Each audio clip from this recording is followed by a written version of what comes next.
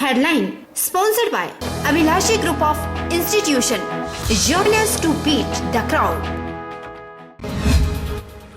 मुख्यमंत्री स्वावलंबन योजना के लाभार्थियों से मुख्यमंत्री ने की वीडियो कॉन्फ्रेंसिंग। बोले योजना के तहत 1605 मामले स्वीकृत, लाभार्थियों को 312 करोड़ रुपए के ऋण किए जाएंगे प्रदान। आदर्श कन्या पाठशाला में विकासात्मक कार्यों का सांसद ने लिया जायजा, कहा डिजिटल औद्योगिक प्रौद्योगिकी से अर्थव्यवस्था में आया सुधार, कोरोना युग में ऑनलाइन शिक्षा देश की जरूरत। क्षेत्रीय प्रबंधक पद से सेवानिवृत्त हुए शेर सिंह ने प्रदेश सरकार पर लगाए अनदेखी के आरोप। बोले लॉकडाउन के चलते नहीं मिल रहा पेंशन और जीपीएफ। मुख्यमंत्री और सांसद अनुराग ठाकुर से मामले का संज्ञान लेने की अपील। और मंदिरों के कपाट खोलने के लिए विभिन्न मंचों द्वारा सामूहिक प्रदर्शन। शिव मंदिर बैजनाथ के गेट के बाहर हुआ धरना प्रदर्शन। बोले शीघ्र गेट नहीं खोले तो होगा उग्र आंदोलन। नमस्कार, आप देख रहे हैं HP 24x7। मैं हूं जनीशा। मुख्यमंत्री जयराम ठाकुर ने मुख्यमंत्री स्वावलंबन योजना के लाभार्थियों से वीडियो कॉन्फ्रेंसिंग के माध्यम से बातचीत की और कहा कि राज्य सरकार ने वर्ष 2018 और 19 में यह योजना युवाओं को अपने उद्यम स्थापित करने के लिए प्रोत्साहित करने के लिए आरंभ की है। मुख्यमंत्री ने कहा कि इस योजना के तहत आरंभ में योजना लागत सीमा, जिसमें कार्यशील पूंजी 40 लाख रुपए थी, उसको वर्ष 2019-20 में बढ़ाकर 60 लाख रुपए किया गया है। सरकार निवेश मशीनरी पर 25% अनुदान प्रदान कर रही है, जबकि महिलाओं को 30% अनुदान प्रदान किया जा रहा है। चालू वित्त वर्ष के बजट में सरकार ने योजना के तहत 45 वर्ष तक की आयु की विधवाओं को 35% अनुदान प्रदान करने का निर्णय लिया है। संभव नहीं है सब लोग सरकारी क्षेत्र में नौकरी करें, सरकारी क्षेत्र में ही नौकरी की उम्मीद के साथ अपने भविष्य की कल्पना करें। ये कभी भी संभव नहीं हो सकता है। ऐसे में हम नौजवानों को सरकारी नौकरी में जो व्यवस्था है नौकरी देने की, उस व्यवस्था को तो हम जारी किए हुए हैं, वो चल ही रहा है। लेकिन इसके अतिरिक्त जीने के और तरीके, हमारे परिवार के पालन पोषण के लिए, हमारी आय के लिए, हम अपने पांव पर खड़े हों, उसके लिए क्या क्या और तरीके हो सकते हैं, उसके लिए एक बहुत ही महत्वपूर्ण योजना की शुरुआत हमने हिमाचल प्रदेश में की, मुख्यमंत्री स्वावलंबन योजना। थैंक्स सीएम सर, आपकी मदद से हम अपने पैरों पर खड़े हो सके। अब पूरे परिवार की जिम्मेदारी भी उठा रहे हैं और रोजगार मांगने नहीं देने वाले बन गए हैं। मुख्यमंत्री स्वावलंबन योजना एवं मुख्यमंत्री स्टार्टअप योजना के तहत अपना कामकाज शुरू करने वाले सैकड़ों लाभार्थियों की तरह ही मंडी के पनारसा गांव के और कोटली तहसील के सेहली गांव की रमा देवी ने इन शब्दों के साथ मुख्यमंत्री जयराम ठाकुर का आभार जताया। लाभार्थियों ने उनके भविष्य की फिक्र करने और मददगार पहलों के लिए मुख्यमंत्री जयराम ठाकुर का आभार जताया। उन्होंने कहा कि सरकार की इन योजनाओं ने उन्हें आत्मनिर्भर बनने और तरक्की की नई इबारत लिखने का हौसला दिया है। पनारसा के अश्विनी राठी ने मुख्यमंत्री स्टार्टअप योजना के तहत लाभ प्राप्त कर NIT हमीरपुर के साथ काम करते हुए प्रोटोटाइप विकसित किया है। वहीं गुटकर के नित्यानंद वर्मा ने मुख्यमंत्री स्वावलंबन योजना से मदद लेकर कंक्रीट ब्लॉक बनाने और सराज क्षेत्र की सुनीता देवी ने बैग बनाने का उद्योग लगाया है और इनसे अच्छी खासी आमदनी प्राप्त कर रहे हैं। साथ ही अन्य लोगों को भी रोजगार दिया है। सेहली गांव की रमा देवी ने मुख्यमंत्री स्वावलंबन योजना में सस्ती दरों पर ऋण लेकर JCB मशीन खरीदी है। हेल्प किए, इंडस्ट्री वर्ल्ड के अन्य लोगों ने काफी हेल्प की है और इसमें मेरा कोविड-19 की वजह से आजकल काम थोड़ा कम हो गया है, अन्यथा काम अच्छा चला हुआ था। जैसे कोविड-19 का थोड़ा धीरे धीरे असर कम हो जाएगा, काम दोबारा से ठीक आएगा। बैंक की तरफ से मुझे पूरी हेल्प मिली है और इंडस्ट्री डेवलपमेंट की तरफ से भी पूरी हेल्प मिली है। मैं मुख्यमंत्री जयराम जी का इस योजना को लाने के लिए मैंने मुख्यमंत्री स्वावलंबन योजना के तहत एक JCB ली है, जिससे मेरे को काफी अच्छी इनकम हो रही है, आमदनी हो रही है। मैं इसलिए मुख्यमंत्री का धन्यवाद करती हूँ। इस योजना लाने के लिए उनका बहुत बहुत धन्यवाद करती हूँ। उत्तर प्रदेश सरकार द्वारा 26 मई 2018 को माननीय मुख्यमंत्री महोदय द्वारा मुख्यमंत्री स्वावलंबन योजना का आगाज और इस योजना के अंतर्गत जो युवक और युवतियां 45 साल से नीचे हैं और बेरोजगार हैं, उनके लिए स्कीम में total cost of project 60 lakh और 40 लाख तक के प्रोजेक्ट 40 लाख तक जो है कैपिटल इन्वेस्टमेंट सब्सिडी देने का प्रावधान किया गया है। जो युवक इस योजना के अंतर लाभ उठाना चाहते हैं उनको 25% अनुदान राशि दी जाती है, और जो युवती है वो इस योजना के अंतर्गत उसको 30% के अनुदान का प्रावधान किया गया है। इसके साथ साथ जो अगर कोई विडो है, कोई विधवा है और उसकी उम्र 45 साल से नीचे है, तो उसमें सब्सिडी का प्रावधान जो है 45% किया गया है। हमीरपुर उपायुक्त हरकेश मीणा ने कहा कि मुख्यमंत्री स्वावलंबन योजना का लाभ उठाकर युवा अपना उद्यम स्थापित करके न केवल स्वयं के लिए रोजगार पैदा कर सकते हैं, बल्कि कई अन्य युवाओं को भी रोजगार के अवसर मुहैया करवा सकते हैं। जिला के युवाओं को प्रदेश और सरकार के इस महत्वाकांक्षी योजना का लाभ उठाना चाहिए। मुख्यमंत्री के साथ वीडियो कॉन्फ्रेंसिंग के माध्यम से मुख्यमंत्री स्वावलंबन योजना और स्टार्टअप हिमाचल योजना के लाभार्थियों के संवाद कार्यक्रम में शिरकत करने के बाद उपायुक्त ने यह अपील की। इस कार्यक्रम में दोनों योजनाओं के लाभार्थियों ने भी मुख्यमंत्री से सीधा संवाद किया और अपने अनुभव साझा किए। मुख्यमंत्री जयराम ठाकुर ने आज विश्व शांति और प्रदेश की समृद्धि के लिए राज्य भाजपा महिला मोर्चा द्वारा आयोजित 55 लाख गायत्री मंत्र जाप की पूर्णाहुति में भाग लिया।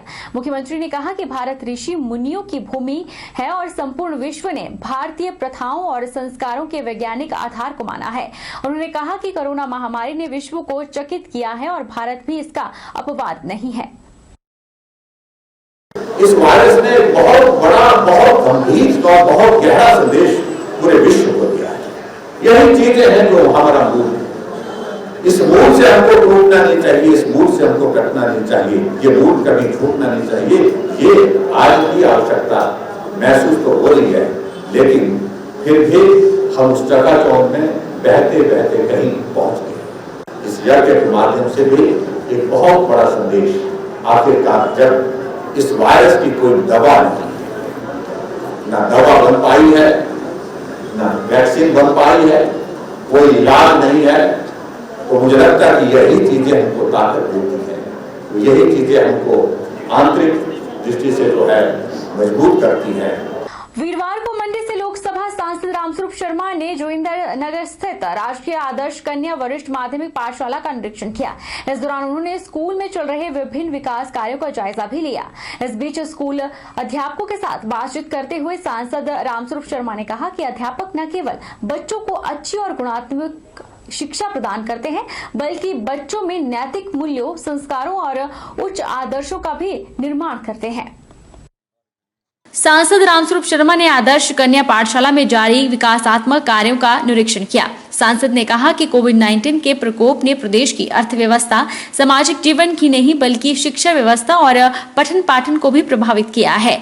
कोरोना के चलते ऑनलाइन शिक्षा वैकल्पिक तौर पर एक जरूरत है, इसलिए वर्तमान में स्कूलों में zoom, Google classroom, Microsoft team, Skype जैसे प्लेटफॉर्म के साथ यूट्यूब, व्हाट्सएप के माध्यम से ऑनलाइन शिक्षण का विकल्प सरकार द्वारा बनाया गया है। देश और प्रदेश डिजिटल औद्योगिक प्रौद्योगिकी से जुड़ चुका है, इससे देश की अर्थव्यवस्था में सुधार आया है। उन्होंने स्कूल के आर्ट्स ब्लॉक में छत की सीलिंग रिपेयर के लिए 50,000 रुपए की राशि भी स्वीकृत की।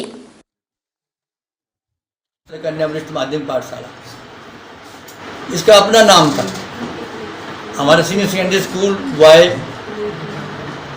बड़े दो नाम इस जूनियर तहसील में थे, लेकिन आज जिस तरह पूरे भवन में आने का मौका मिला, देखने का मौका मिला, निरीक्षण करने का मौका मिला, तो पूरा विद्यालय नए का नया नजर आने लगा।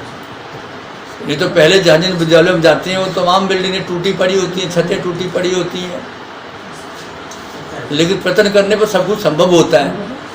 तो मैं चाहूँगा कि आपके प्रयत्न थे और आज ये संभव भी हुआ।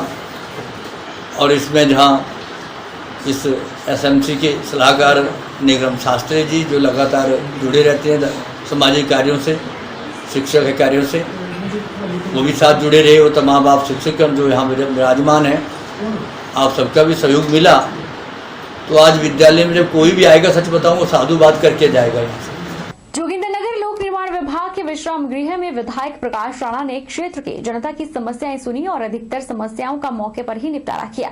प्रकाश राणा ने लोगों से कोरोना महामारी को ध्यान में रखते हुए उचित शारीरिक दूरी रखने की अपील की, ताकि एहतियात बरतते हुए लोगों की समस्याओं का निपटारा किया जा सके। लॉकडाउन से पहले विधायक द्वारा महीने में जन समस्याओं को सुलझाने के लिए चौंतरा और जोगिंद्रनगर में महीने में 2 दिन निश्चित किए गए थे ताकि उनकी समस्याओं का निपटारा हो सके। लेकिन कोरोना महामारी के चलते पिछले लगभग 5 महीनों से जनता की समस्याओं को सुलझाने के लिए इस कार्यक्रम को विश्राम किया गया था। वहीं प्राथमिक शिक्षा खंड द्रंग प्रथम इकाई द्वारा कोविड-19 को ध्यान में रखते हुए विधायक को 1,01,001 का चेक सौंपा गया। जोगिंद्रनगर लोक निर्माण विश्राम गृह में प्राथमिक शिक्षा खंड द्रंग के प्रधान अतुल लखनपाल ने कहा कि जिस प्रकार से जोगिंद्रनगर के विधायक प्रकाश राणा निस्वार्थ भाव से जनता की सेवा कर रहे हैं, उनके द्वारा किसी भी प्रकार के वेतन भत्ते नहीं लिए जा रहे हैं, बल्कि ट्रस्ट के माध्यम से वे जनता को समर्पित कर रहे हैं। उनकी इस बात से प्रेरित होकर प्राथमिक शिक्षा खंड द्रंग प्रथम के अध्यापकों द्वारा यह राशि कोविड-19 के फंड के लिए प्रदान की गई। यूनियन जो है, इन्होंने जो है कोविड-19 के लिए 1,01,101 का जो अनुदान राशि दी है, तो मैं इनका बहुत बहुत धन्यवाद करता हूँ। और मैं इतना ही कहना चाहता हूँ कि जिस प्रकार से मैं देख रहा हूँ कि हमारे अध्यापक जिस तरह से काम कर रहे हैं मेरे क्षेत्र में, मैं सबसे बहुत खुश हूँ। एक तो मिलजुल के सारे अपना काम कर रहे हैं, और जो राशि इन्होंने कोविड-19 के लिए जो दी है, इसके लिए मैं इनका बहुत बहुत धन्यवाद करता हूँ। जहां पूरा विश्व कोरोना महामारी से जूझ रहा है, वहीं किन्नौर में भी कोरोना का कहर जारी है। जिला चिकित्सालय रिकांगपिओ में लोगों की सुविधा के लिए व्यापार मंडल रिकांगपिओ द्वारा ऑटोमेटिक सैनिटाइजर मशीन उपलब्ध करवाई गई, जिससे चिकित्सालय में आने वाले सैकड़ों मरीजों को अपने इलाज के दौरान चिकित्सालय में प्रवेश करने से पहले सैनिटाइजर मशीन द्वारा बिना हाथों से किसी भी चीज को छुए सैनिटाइज किया जाएगा। सीएमओ किन्नौर डॉक्टर सोनम नेगी ने कहा कि जिला चिकित्सालय रिकांगपिओ में व्यापार मंडल और विल्स 11 द्वारा दिए गए ऑटोमेटिक सैनिटाइजर मशीन के लिए उनके आभारी हैं। उन्होंने कहा कि जनजातीय सलाहकार समिति सदस्य शांता कुमार नेगी का भी आभार व्यक्त करते हैं और व्यापार मंडल रिकांगपिओ के साथ चिकित्सालय में मरीजों की सेवा के लिए तत्पर तैयार रहते हैं। डॉक्टर सोनम नेगी ने कहा कि व्यापार मंडल और जनजातीय सलाहकार समिति सदस्य इस बात के लिए हमेशा तैयार रहते हैं कि किस तरह रिकांगपिओ चिकित्सालय में आने वाले मरीजों की सहायता कर सके। वहीं व्यापार मंडल के प्रधान सूरज भान ने कहा कि व्यापार मंडल के सभी सदस्यों द्वारा डोनेशन इकट्ठा करके 3 ऑटोमेटिक सैनिटाइजर मशीन जिला चिकित्सालय रिकांगपिओ को दी गई है, जिससे जिला चिकित्सालय में आने वाले मरीजों को सैनिटाइज के लिए दिक्कतों का सामना नहीं करना पड़ेगा। तो मैं शुक्रगुजार हूँ टीएसी मेंबर श्री शांता जी का, जो ट्राइबल एडवाइजरी कमेटी के हमारे मेंबर हैं। तो जब भी यहाँ पे कोई भी ज़रूरत पड़ती है तो हम इनको फ़ोन कर देते हैं, और चाहे वो ब्लड डोनेशन कैंप हो, पिछले बारी आई के ऑपरेशन के लिए जो इंट्राओक्यूलर लेंस का था, आज सैनिटाइजेशन का है ना। तो हमेशा से शांता जी व्यापार मंडल रिकांगपिओ के साथ मिल करके तत्पर रहते हैं कि किस तरह यहाँ पे रिकांगपिओ हॉस्पिटल में लोग आ रहे हैं, उनकी किस तरह से मदद की जा सके। सैनिटाइजर की मशीन हमने जिला अस्पताल में दी है। ये व्यापार मंडल के एक सदस्य ने अपने जो डोनेशन करके इसको खरीदने के लिए दिया गया है। इसका खरीद के देने का तात्पर्य है कि इससे लोगों को जो हॉस्पिटल में सैनिटाइजर के लिए लाइन में लगना पड़ता है, उसमें लाइन में लगने की ज़रूरत नहीं पड़ेगी। हम आभारी हैं कि जिला के जो अधिकारी हैं, मेडिकल अफसर हमारे सीएमओ साहब, उन्होंने इस मशीन को लगाने के लिए हमारे को इजाज़त दिया और इसे अपने कस्टडी में लिया है, और उन्होंने हमारे से ये वादा किया है कि इस मशीन को वो सही रूप से चलाएंगे। वक्त तो चला है छोटे से ब्रेक का। ब्रेक के उस पार फौरन लौटेंगे, आप बने रहिए हमारे साथ।